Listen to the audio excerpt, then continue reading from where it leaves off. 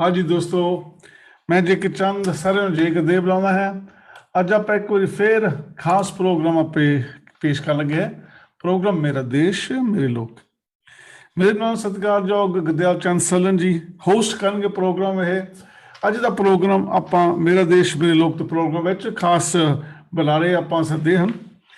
ਆਪਾਂ ਗੱਲਬਾਤ ਕਰਾਂਗੇ ਆਈਡੀਓਲੋਜੀ ਡਾਕਟਰ ਅੰਬੇਦਕਰ ਸਾਹਿਬ ਜੀ, ਫਿਰ ਮਨਿਆਵਰ ਕਾਂਸ਼ੀ ਰਾਮ ਜੀ ਤੇ ਬਾਬੂ ਮੰਗੂ ਰਾਮ ਜੀ। ਸੋ ਸਾਡੇ ਨਾਲ ਸਤਿਕਾਰਯੋਗ ਜੁੜੇ ਹੋਏ ਆ ਐਡਵੋਕੇਟ ਡਾਕਟਰ ਸੰਤੋਖ ਲਾਗ ਵਰਦੀ ਸਾਹਿਬ ਜੀ, ਆਪ ਜੀ ਨੂੰ ਜੈ ਗੁਰਦੇਵ ਜੀ। हाँ जी, जय गुरुदेव जी। ਫਿਰ ਇਹ ਡਾਕਟਰ ਸਾਹਿਬ ਡਾਕਟਰ ਅੰਬੇਦਕਰ ਬਾਰੇ ਗੱਲਬਾਤ ਕਰਨੀ ਹੈ। ਫਿਰ ਉਸ ਤੋਂ ਬਾਅਦ ਫਿਰ ਆਪਾਂ ਅਸ਼ੋਕ ਸਾਕਟ ਇਹ ਬਹੁਜਨ ਦਰਾਵਿੜ ਪਾਰਟੀ ਤੋਂ ਅਸ਼ੋਕ ਸਾਕਟ ਆਪ ਜੀ ਨੂੰ ਵੀ ਜੈ ਗੁਰਦੇਵ ਜੀ। ਤੇ ਲੇਟਰ ਔਨ ਆਪਣੇ ਨਾਲ ਜੁੜਨਗੇ ਸਤਿਕਾਰਯੋਗ ਹਰਵੰਸ ਸਿੰਘ ਹੀਰਾ ਤੇ ਸੰਤ ਸਤਵਿੰਦਰ ਸਿੰਘ ਹੀਰਾ ਖਰਾਰਗੜ੍ਹ ਤੋਂ, ਉਹ ਬਾਬੂ ਮੰਗੂ ਰਾਮ ਜੀ ਦੀ ਬਾਰੇ ਗੱਲਬਾਤ ਕਰਨਗੇ। ਸੋ ਪਹਿਲਾਂ ਆਪਾਂ ਪ੍ਰੋਗਰਾਮ ਸ਼ੁਰੂ ਕਰੀਏ ਇੱਕ ਮਿਸ਼ਨਰੀ ਗੀਤ, ਉਸ ਤੋਂ ਬਾਅਦ ਫਿਰ ਆਪਾਂ ਪ੍ਰੋਗਰਾਮ ਸ਼ੁਰੂ ਕਰਦੇ ਹਾਂ।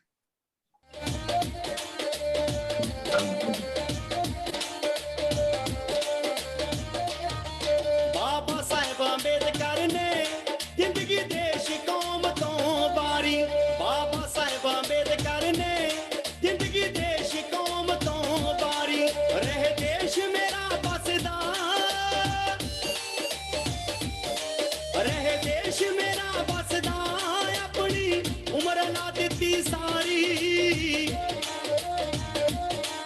ਬਾਬਾ ਸਾਹਿਬ ਅੰਬੇਦਕਰ ਨੇ ਜ਼ਿੰਦਗੀ ਦੇਸ਼ ਕੌਮ ਤੋਂ ਵਾਰੀ। ਬਾਬਾ ਸਾਹਿਬ ਅੰਬੇਦਕਰ ਨੇ ਜ਼ਿੰਦਗੀ ਦੇਸ਼ ਕੌਮ ਤੋਂ ਵਾਰੀ।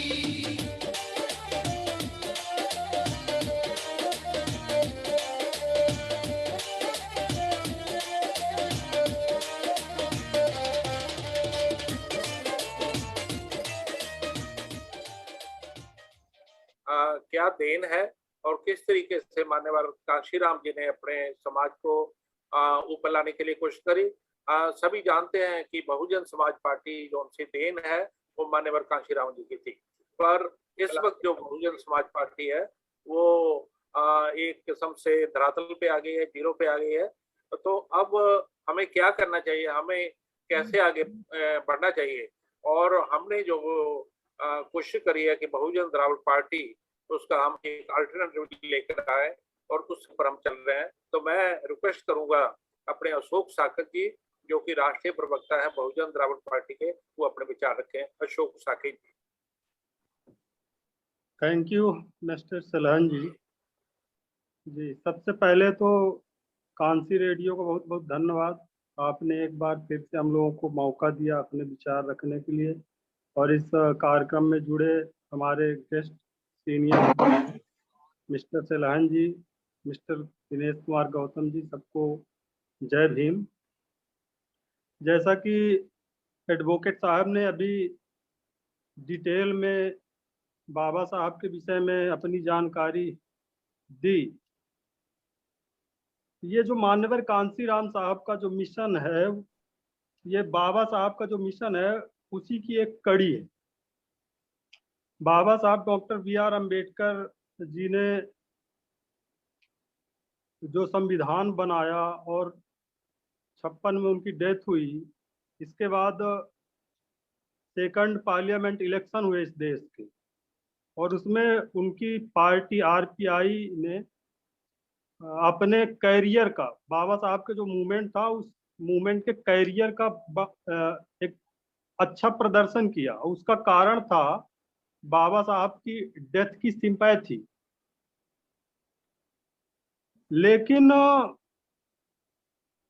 देखते ही देखते 8-10 वर्षों के अंदर जो बाबा साहब के जो लेफ्टिनेंट थे उनमें विखंडन पैदा हुआ, और जो उनकी पार्टी थी आरपीआई वो बिखर गई।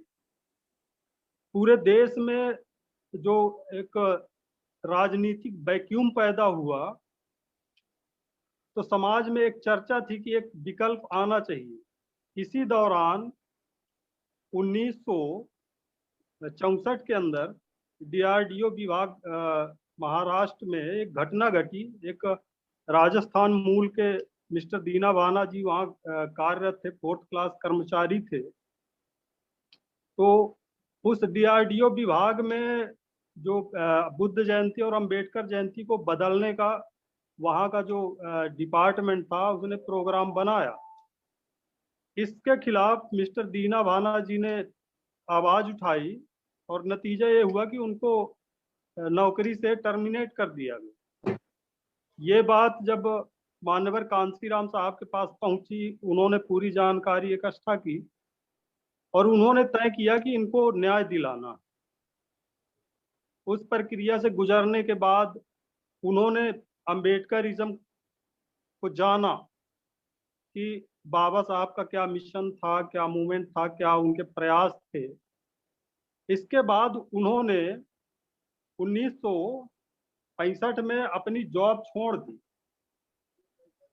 और सबसे पहले अपने लिए कुछ सिद्धांत उन्होंने तय किए। उसमें से एक तो ये था कि उन्होंने अपना जो एक वैज्ञानिक पद में थे, उन्होंने अपनी जॉब छोड़ दी। दूसरी, उस टाइम उनकी सगाई हो चुकी थी तो उन्होंने शादी ना करने का फैसला लिया और सगाई को तोड़ दिया। तीसरा, उन्होंने निर्णय लिया कि हम अपने व्यक्तिगत जीवन में व्यक्तिगत कोई संपत्ति नहीं रखेंगे अपने पास। और चौथा, उनका डिसीजन था कि भावनात्मक रिश्ते, हम भावनात्मक तौर से किसी से जुड़ेंगे नहीं, बहुजन समाज ही हमारा समाज होगा।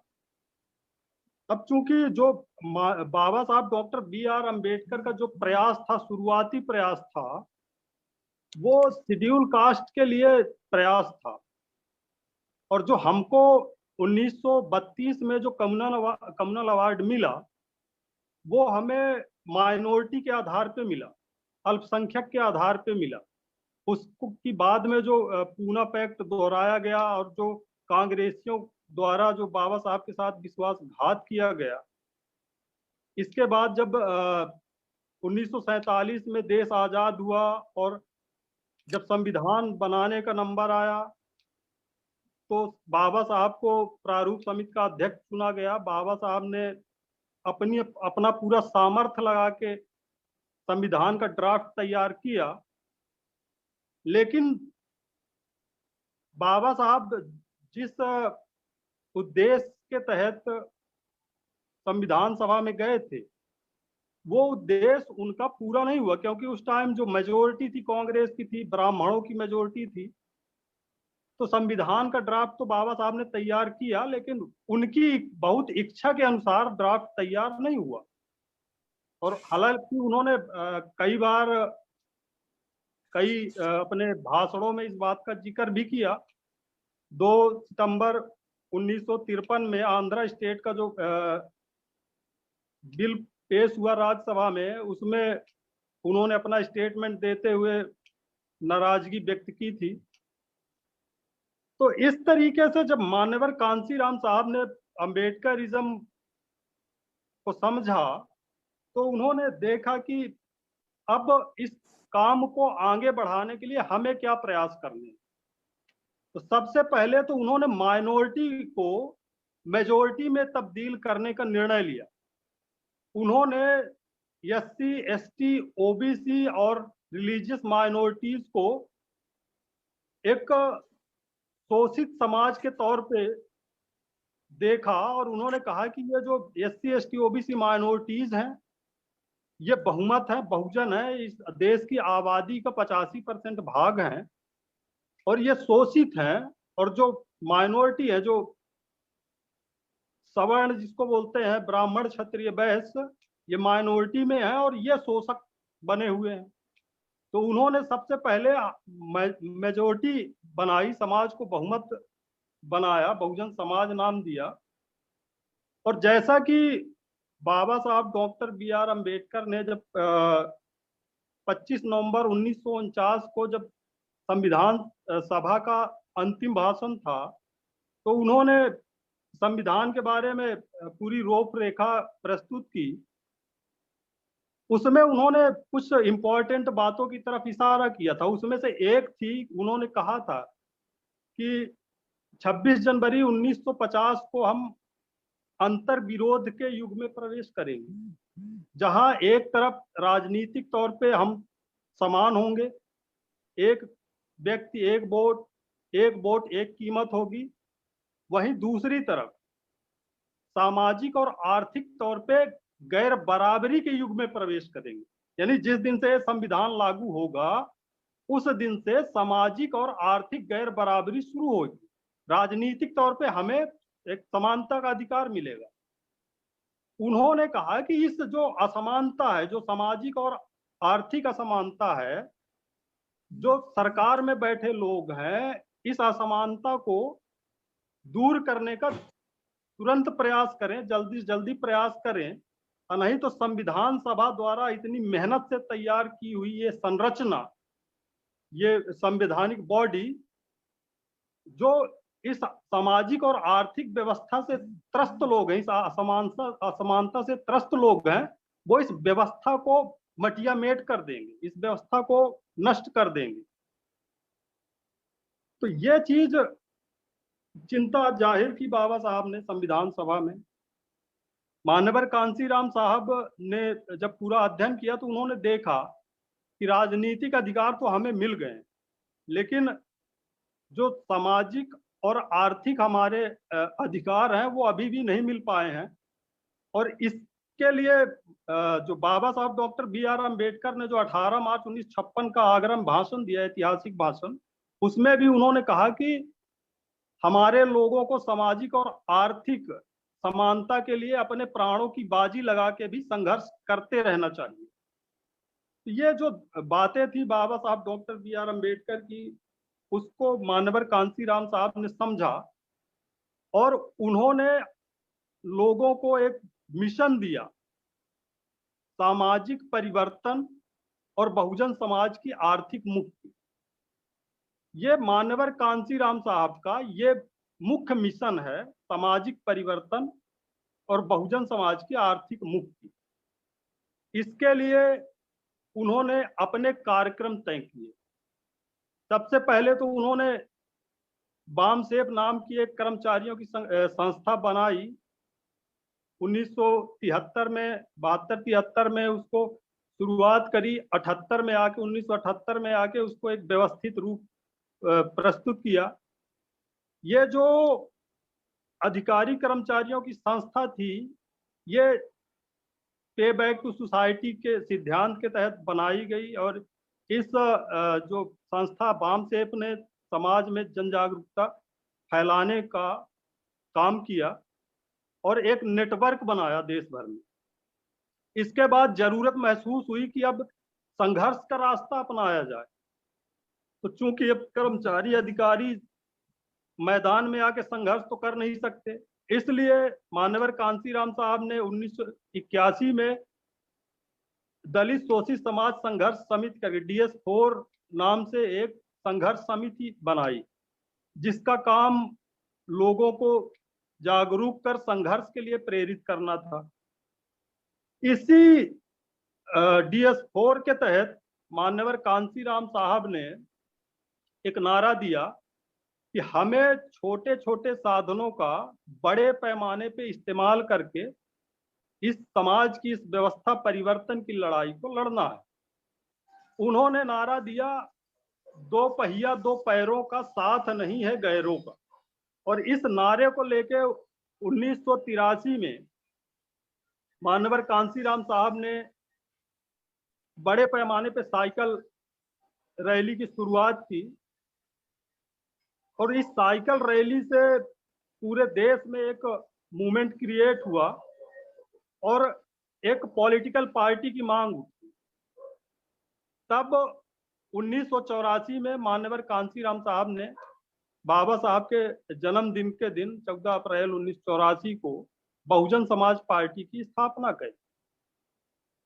तो ये जो 81 से 90-91 तक का दौर है, इसमें पूरे देश में घूम घूम के 87-88 में साइकिल यात्रा हुई।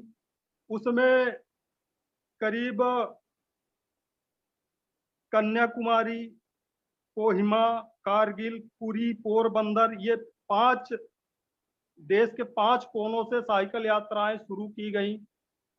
1991 में दूसरी साइकिल यात्रा शुरू हुई, जिसका समापन महू बाबा साहब डॉक्टर B.R. अम्बेडकर के जन्म स्थान में हुआ। इस तरीके से जो ये 8-10 वर्षों का समय है, मान्यवर कांशीराम साहब ने सामाजिक परिवर्तन और बहुजन समाज की आर्थिक मुक्ति का जो आंदोलन था उसको खड़ा करने के लिए उन्होंने दिन रात संघर्ष किया। उनके साथ लाखों नौजवान कार्यकर्ताओं ने साइकिलें चलाई। जो उत्तर प्रदेश में उस समय 87-88 के टाइम में हमारे लोगों के बस्तियों में शराब का बड़ा प्रचलन था, तो शराबबंदी का एक प्रदेश स्तरीय आंदोलन चलाया। उसमें हमारे कई सारे कार्यकर्ता जेल भी गए। तो इस तरीके से जब कार्यक्रम शुरू हुए, जब एक्शन शुरू हुए, तो समाज जुड़ना शुरू हुआ। और जो 89 का इलेक्शन हुआ उसमें 13 सीटें आई बहुजन समाज पार्टी। तो ये एक बाबा साहब के आंदोलन के बाद ये मान्यवर कांशीराम साहब का पहला आंदोलन था जिसने राजनीति में अपनी धमक स्थापित की। इसके बाद 91 के इलेक्शंस हुए, फिर 93 के इलेक्शंस हुए। 93 में बहुजन समाज पार्टी की 67 सीटें आई और बहुजन समाज पार्टी ने मिलके समाजवादी पार्टी से मिलके उत्तर प्रदेश में सरकार बनाई। उसमें बहुजन समाज पार्टी के पहली बार 11 मंत्री बने और ये जो मंत्री थे वो ऐसे घरों के थे जो बेचारे गरीब, हमारे गरीब घर के थे, जिनके पास साइकिल भी नहीं होती थी। ऐसे लोगों को पहली बार बहुजन समाज पार्टी के बैनर तले विधायक और मंत्री बनने का मौका मिला।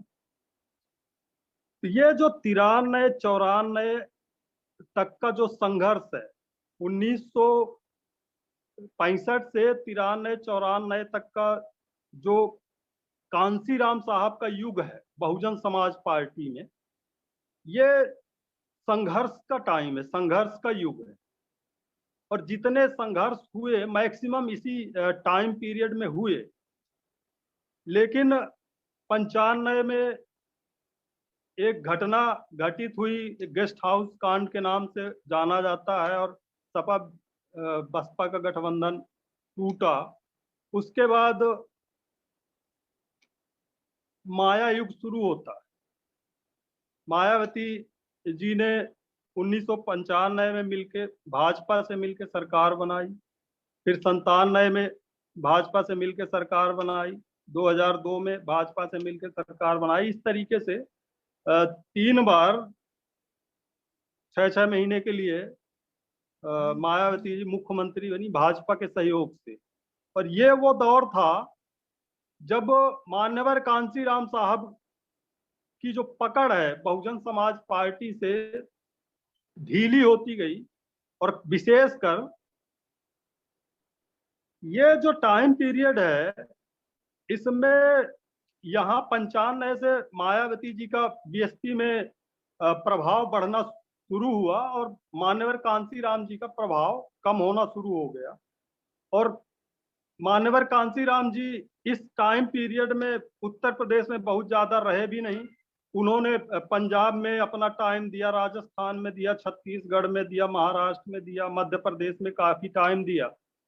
तो एक तरीके से मान्यवर कांशीराम साहब जो उत्तर प्रदेश के अंदर बहुजन समाज पार्टी के अंदर जो हो रहा था उससे उसके अल्टरनेट के तौर पे मान्यवर कांशीराम साहब इस प्रयास में थे कि अगर उत्तर प्रदेश में भारतीय जनता पार्टी ने गिरफ्त बनानी शुरू की है तो हमें दूसरे प्रदेशों में अपना मूवमेंट मजबूत करना चाहिए। तो 2003 में, इसी बीच 2003 में छत्तीसगढ़ और मध्य प्रदेश के इलेक्शंस थे। उस दौरान मान्यवर कांशीराम साहब ने पूरी अपनी ताकत छत्तीसगढ़ मध्य प्रदेश के विधानसभा इलेक्शंस में लगाई।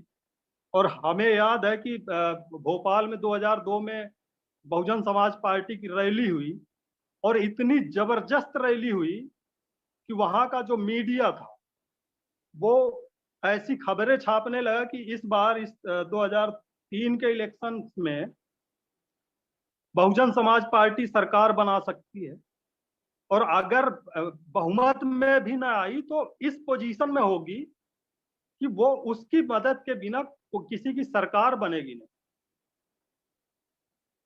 लेकिन चुनाव से ठीक 6 महीने पहले जो मध्य प्रदेश की जो कार्यकारिणी थी, जो प्रदेशाध्यक्ष थे और भी जो लोग थे, मायावती जी ने उनको पार्टी से बाहर किया, और नतीजा ये हुआ कि बहुजन समाज पार्टी ने कांग्रेस का जो 42 वर्षों का शासन था मध्य प्रदेश में, उसके खिलाफ जो एक लहर पैदा की थी कांग्रेस पार्टी ने, बहुजन समाज पार्टी ने,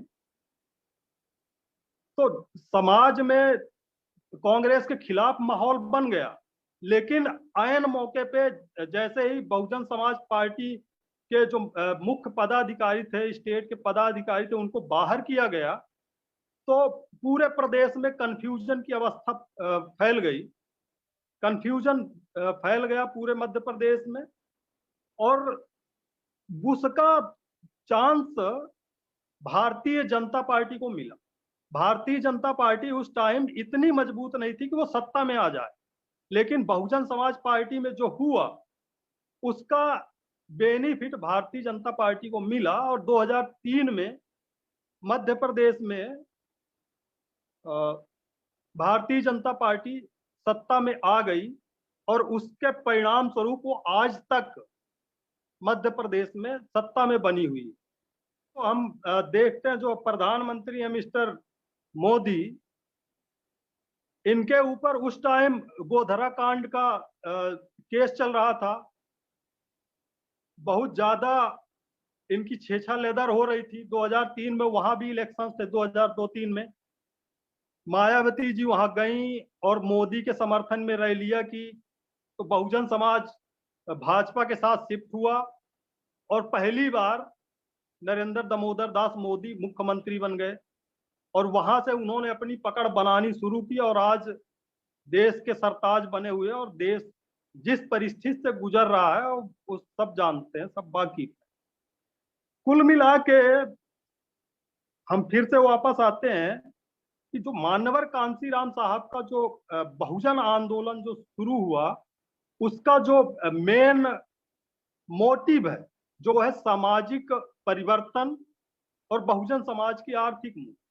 सामाजिक परिवर्तन के लिए उन्होंने इस तरीके से पेन लेके लोगों को समझाया। ये जो पेन, ये खड़ी पेन है, इसमें ये टॉप में ब्राह्मणवादी ताकतें हैं, और ये पूरा हमारा 85% समाज है, इसको ये शोषित करते हैं, ये उसके सर पे बैठे हैं। तो ये जो श्रेणीबद्ध व्यवस्था है, हिंदूवादी व्यवस्था है, उसको हमें ऐसे समता मूलक समाज में लाना है। ये था मान्यवर कांशीराम साहब का जो सामाजिक परिवर्तन का सिद्धांत। और जो आर्थिक मुक्ति का सिद्धांत था, उसमें उन्होंने बहुत सारे नारे दिए, जिसकी जितनी संख्या भारी उसकी उतनी हिस्सेदारी।